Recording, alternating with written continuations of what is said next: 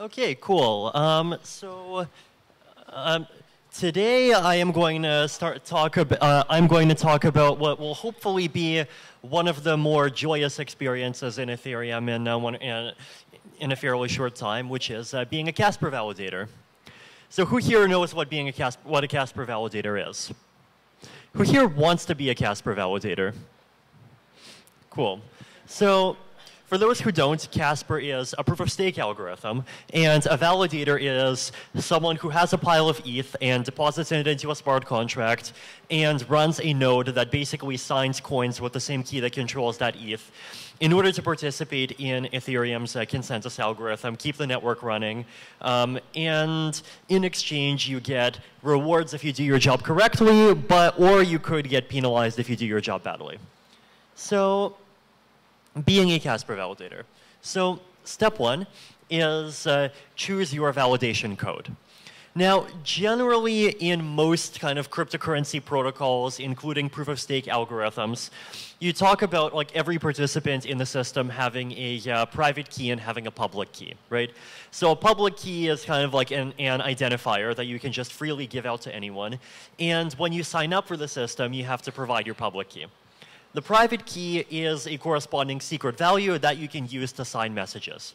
So all of these proof-of-stake protocols tends to have to do with some notion of like some set of actors, where each of these actors is identified by the system by their public key, and if they want to participate on behalf of their identity, so a participant needs to sign a message with their private key, and anything signed with their private key can be verified against their public key, right? Now, validation code is basically a generalization of this, right? So, like, one of the goals that I'm really trying to accomplish with the design proposals for Casper and sharding is to make it so that the Ethereum protocol has no inherent built-in security assumptions other than information theory and hash algorithms. And so, having any single specific built-in signature algorithm would kind of go against that goal.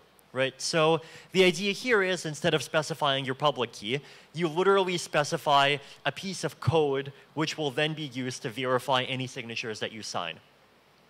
So when you deposit, you basically come up with an arbitrary validation function, which will then be used by the algorithm, where every time you submit a vote, the algorithm will take your vote and it will just basically submit the hash of the vote and the signature into the code that you provide, and it will use that in order to verify that the signature is correct.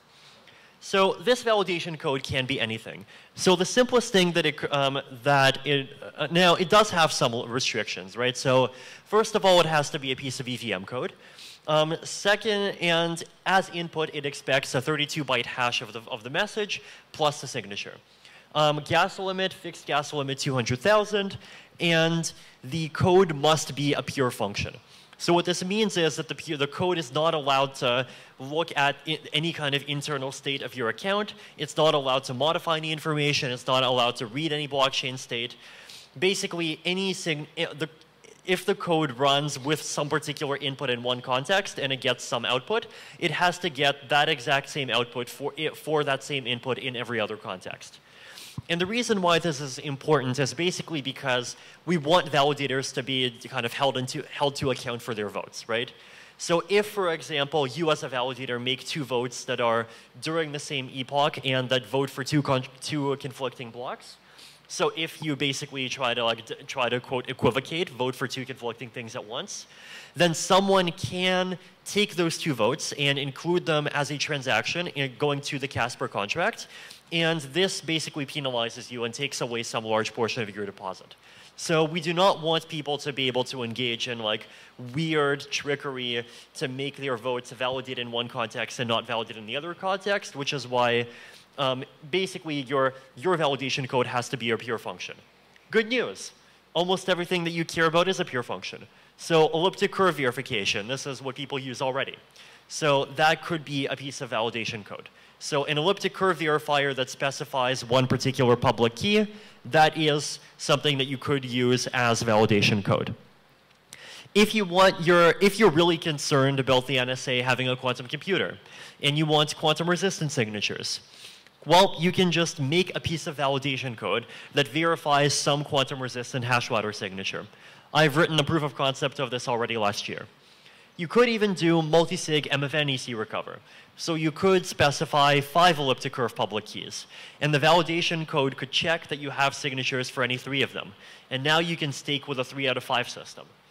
Threshold signatures, BLS threshold signatures. This lets you do bigger multisigs, possibly 50 out of 100, 500 out of 1,000. Keys that can authorize other keys. This could be useful. So you have a lot of kind of freedom in how you choose your validation code. Now, the good news is, though, is that in practice, you personally as a user probably don't need to worry about which validation code you're using, right? You as a user basically just click a button that says deposit, and basically the client will just automatically figure out what validation code you want to use. It'll generate a key for you, and it'll send a transaction which actually deposits your Ether into the Casper contract, right? So the other thing that you have to choose when depositing is you also have to choose your withdrawal address. So the idea here basically is that, let's say, for example, that you have most of your ETH in a cold wallet, and you want to start staking with that ETH. With your cold wallet, you would sign one transaction, which does a deposit. This transaction would then have a piece of validation code, and the validation code would verify signatures that are signed by some hot wallet. So some private key that's like more readily accessible online. Then, whenever you want to log out, whenever you're done validating, the ETH can only go to one address, which is the withdrawal address you specify. And so if you want, you can specify your withdrawal address to also be your cold wallet. And so if someone hacks your hot wallet key, they can't steal the money for themselves, right? The only thing that they can do is they can cause you to misbehave, in which case you get penalized some amount, and that's it. The rest of your money still just goes right back to your cold wallet. So basically, when you deposit, you have to specify your validation code, specify your withdrawal address.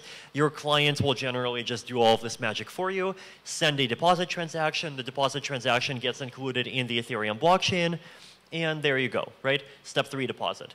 You get inducted as a validator in 2 dynasties, which is basically about 45 minutes. Once you have sent your deposit transaction, once you've waited this like approximately 45 minutes, you are now staking. Yay!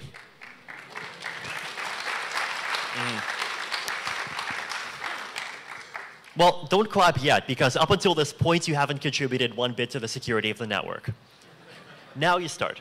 So step 4, stay online, right? Basically, the Casper FFG consensus is split up into a series of periods that we call epochs. Every epoch lasts 50 blocks, which is about 20 minutes. And every new epoch, the Casper FFG protocol gives you the ability to send one transaction. And this transaction basically votes for some particular checkpoint. And a checkpoint is basically a block that occurs at the start of an epoch. Right, so every 50 blocks, you'll have a validator will have the ability to send a vote which votes for one particular checkpoint, and that vote has some other numbers attached to it. But generally, you as a regular user don't really need to care that much, right? From your point of view as a regular user, you will just need to keep your node online, keep your node running, and your node will just do all of this voting automatically, right? So stay online. Who here knows how to keep a computer connected to the internet? Welcome to being a Casper validator. Yeah, so just make sure your node stays on and connected, and every time your node downloads new blocks and it detects that a new epoch has started and that it's ready to vote, your node will automatically send a vote message. And it'll just keep on doing this 24/7. Yay, you are now contributing to the security of the Ethereum network.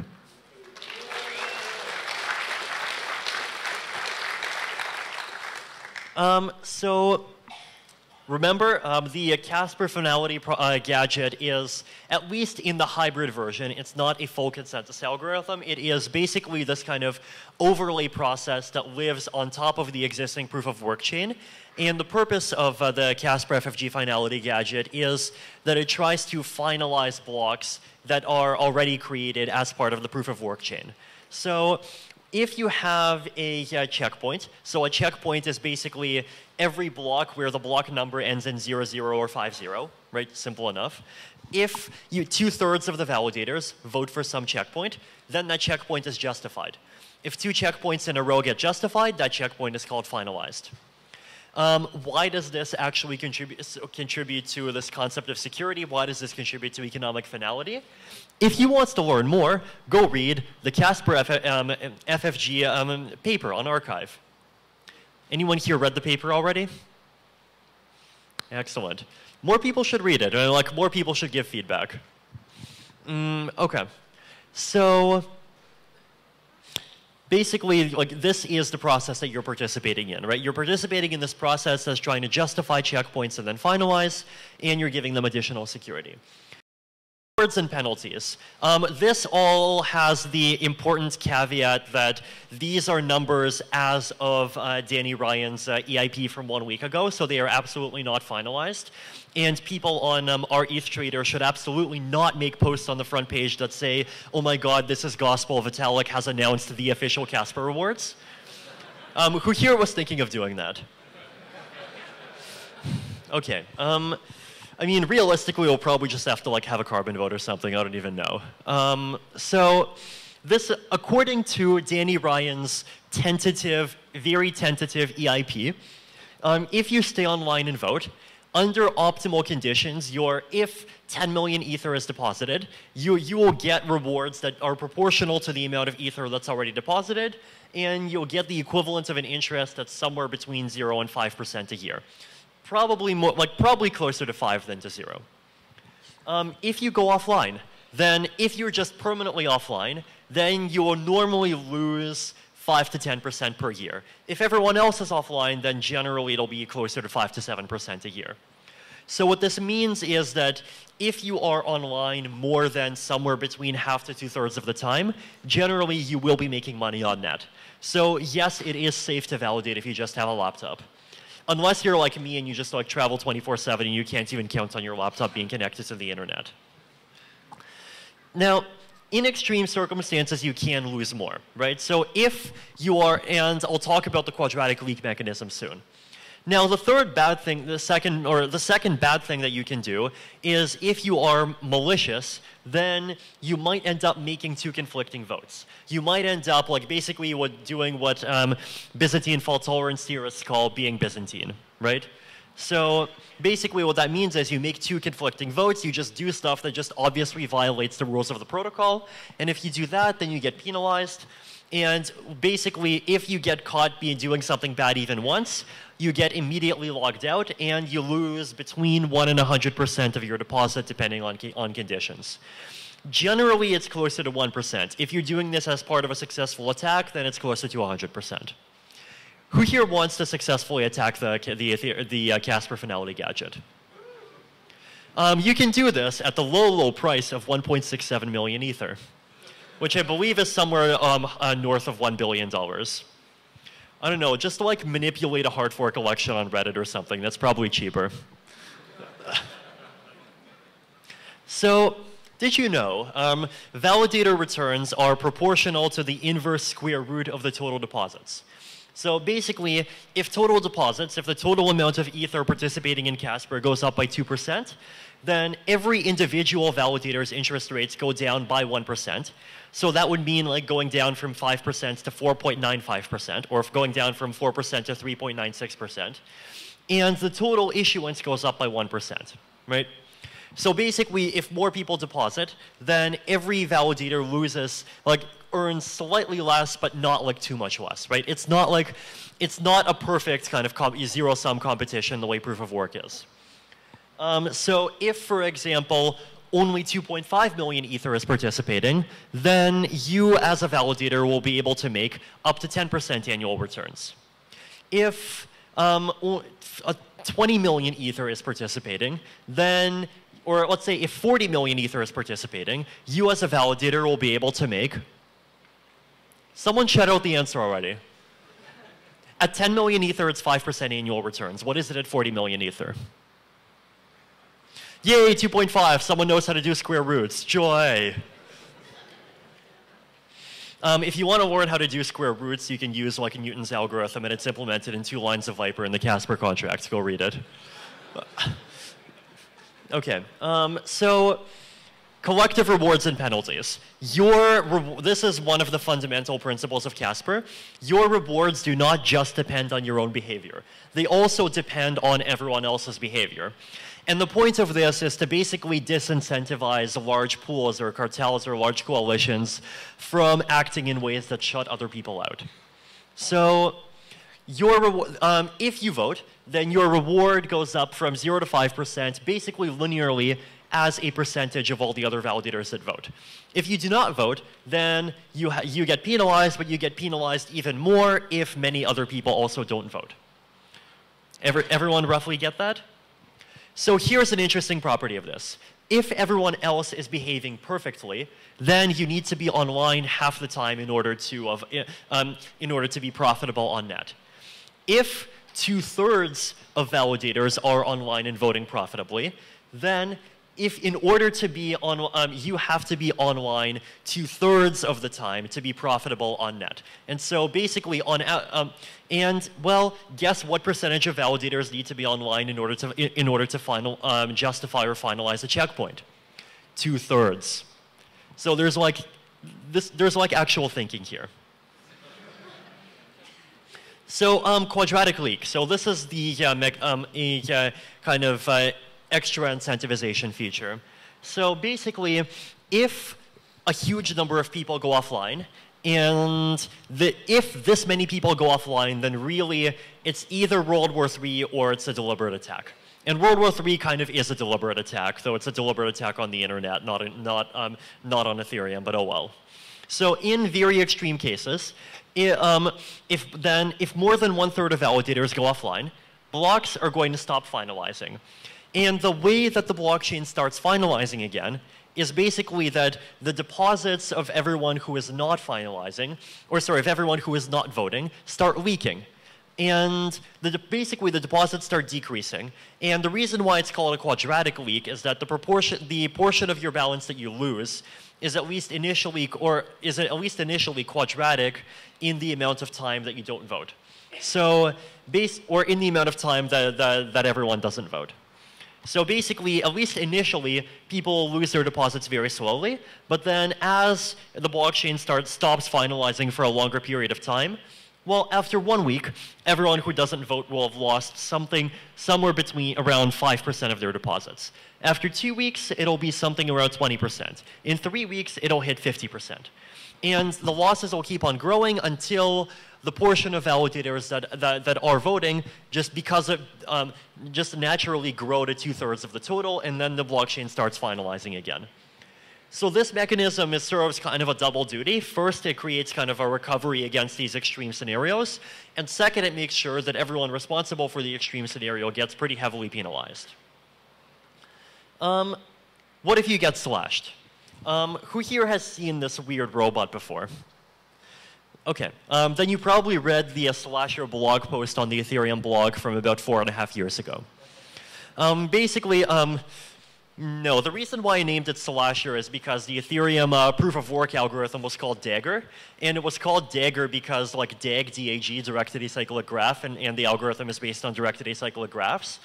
But then I figured if we're doing like knife references, then we might as well call the proof of stake algorithm Slasher. So anyway, basically, what if you get slashed, right? So what does getting slashed mean? In general, you get slashed for submitting 2 votes that contradict each other. You get slashed, so your deposit gets cut down, right? Your deposit gets slashed down for basically doing 2 things that conflict each other. For performing an action which is just like obviously evil and contrary to protocol goals. Now, there are two slashing conditions that define the precise cases under which this happens. And they're called no double vote and no surround. But basically, like, you can't vote twice in a single epoch, and you can't make a later vote which references an earlier source and an earlier vote. Think of this as you can't contradict yourself, right? Both of these things just say you cannot contradict yourself. Now, if you're just peacefully running a node, then, well, fine. You're peacefully running, you're just peacefully running a node, and then you're not going to do any of this because, why would you do any of this? In order to do any of this, you would basically have to hack your node to make it do this. Now, that said, there are potentially reasons why this could happen to you even if you are innocent, right? And there's basically two reasons. One is that your computer disk gets corrupted, causing you to just forget that you already did something and then try to do it again. Most of the time, this is not. Now, the Casper nodes are designed to be, maximally safe and atomic, and they basically, record in the database first and then broadcast a message and so forth. But, like, realistically, there is always a tiny probability of, like, weird cosmic ray stuff happening, right? Now, second, your node gets hacked. And third, your VPS provider gets hacked if you decide to stake on a VPS. So, like, this is a risk, right? So if if a hostile actor takes control of your staking key, they can make you lose money. But they cannot make you lose all your money except in extreme cases. So partial slashing to the rescue. So if you get slashed, two things happen to you. First of all, you get forcibly logged out immediately. So you can no longer participate in the consensus. Second, you suffer collective penalties as though you're a non-voting validator for the next 4 months, right? So if 10 million ether is depositing, then this will be a minimum of about 2% of your ether. But, this is variable, and if you get slashed and then suddenly a whole bunch of people go offline and the leak starts, then, well, your deposit gets leaked too, right? And then the second is you suffer a penalty of 3p times your deposit, where p is the portion of other validators that get slashed within 4 months of you. So if you get slashed, and around the same time, 1% of other validators get slashed, you lose 2% plus 3%. If you get slashed at the same time as 10% of other validators get slashed, then you lose 2% plus 30%. Yes. So basically, unless you're really, really unlucky and you get hacked at the exact same time as an actual attack, or you get hacked at the same time as somehow everyone else gets hacked, you're basically, if your node gets corrupted or hacked or like bad things happen, generally you're not going to lose that much money. So, did you know? This is one of the really interesting properties of the partial slashing mechanism, and this is how it's kind of intended to explicitly incentivize decentralization. So basically, the main principle of this is, right, that if you just look at the chart, right, if A and B both don't get slashed, then both, let's say A and B both are both, something like 3.3% of all deposits. If neither of them gets slashed, then obviously neither of them lose any money. If A gets slashed, A loses 12%. If B gets slashed, B loses 12%. If both of them get slashed, then both of them lose 22%. So the partial slashing mechanism incentivizes validators not just to be secure, but also to set up their security in such a way that their failure modes basically happen in this case and not in this case. It incentivizes validators to set themselves up so that their failure modes are maximally discorrelated from everyone else's failure modes. If you have to fail, you're much better off if you fail alone than if you fail along with a whole bunch of other people. What's the point of this? First of all, this is a disincentive against participating in the largest staking pool. Second, it's a disincentive against using the same VPS as everyone else. Third, it's a disincentive against using the same operating system as everyone else. It's a disincentive against even using, or sorry, this should be the same implementation as everyone else, right? So, and another thing that it does is it basically says that validators that have more money basically have to spend more on, and care more about their own security. So, that's partial slashing. Who here is looking forward to hopefully not getting partially slashed? Excellent. So step 5, log out. Let's say that you are tired of validating and you want to, I don't know, sell all of your Ether and buy Tron. So who here wants to sell all of their Ether and buy Tron?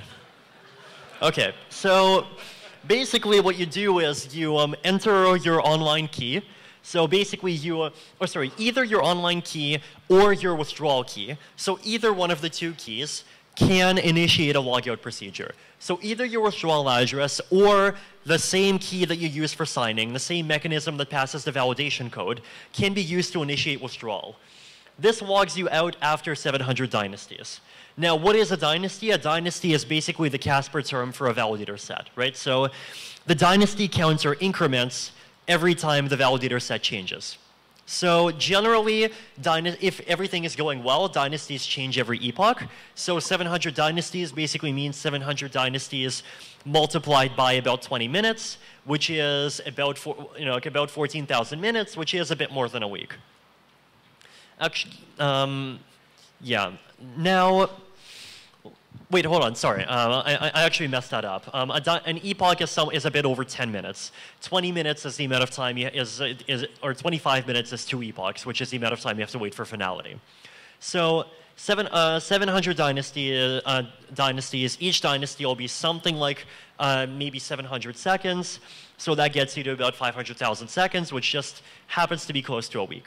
Now, once you're logged off, you have to wait for another 4 months. And after those 4 months, you'll be able to recover your funds.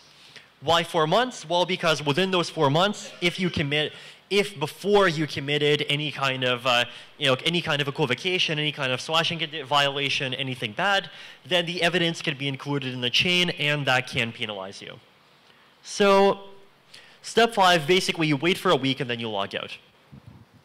Now, notice, by the way, that there are exceptional cases where logging out is going to take longer, right?